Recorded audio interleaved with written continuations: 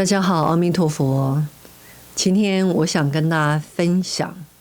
如何帮自己或者是家人这个临终关怀呢？当如果很不幸的得到了癌症或者是罕见疾病，在最后人生的阶段，你可以如何以佛陀开示我们的教理来帮助他们？我们都知道，首先以佛教徒的观念，我们要先认知人生无常，也就是说，人生每一个人从一出生的那一天到死亡的那一天，没有人可以预知这当中的时间有多长。所以佛陀开示我们人生无常。那既然是无常的，那我们就更要有感恩、珍惜以及勇猛精进修行、累积福报功德的这个信念。为什么我要这么说呢？我们都看到整个21世纪，因为环境的污染、科技的发达、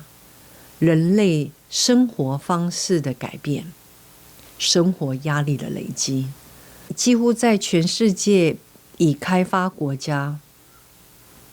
榜上有名的都是癌症。所以现代的人呢，很害怕癌症，闻癌色变。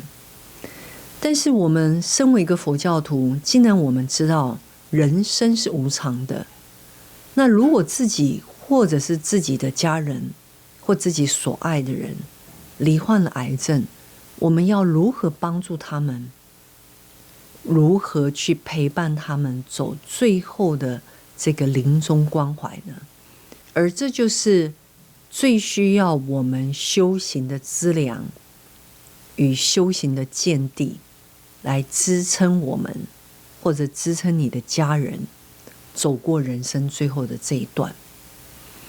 那佛教的临终关怀当然分为几个方向。首先，我们要先把病人的身体以无常观来看待，也就是说，我们这个身体本身就是无常的，任何时候都可能坏去。因为我们的身体，我们这个肉身是五蕴的假合，也就是地水火风空。那当这一口气不来的时候，当身体所有的器官的机能停摆的时候，生命迹象的运作就结束了。所以在医学的观点，这时候医生就会宣告说，这个患者已经往生了，在身体的机能已经消失了。但是在佛教的观点，人一旦停止呼吸、心跳，所有脑波、所有的生命机能结束了，是否就已经算是死亡了呢？佛教的观点不是的。佛教的观点是有一个叫意识身，医学的观点叫肉身。那佛教的观点呢，有一个叫意识身。意就是意念的意，识就是意识的识，身也是一个身体。所以佛教的观点很着重这个意识身，也就是我们讲的阿赖耶识。就是这个意识身，从我们一出生到我们死亡，这个意识身一直是跟着我们的。不只是这样，这个意识身是从无量劫来一生一世轮回在这个娑婆世界，到这一生，假设活到了70岁，当这个身体的机能停止的时候，还有所谓的意识身。所以对于刚往生的家人，一定最重要的就是8个小时不要动它，然后能够在旁边念佛，然后能够在他最后弥留的时候，一直都要提醒他这辈子所做的善业，要提起他的正念，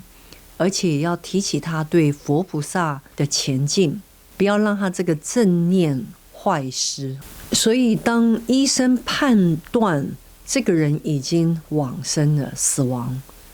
作为家属的最重要的这个时候，在断气的那个当下之后，至少8个小时不要移动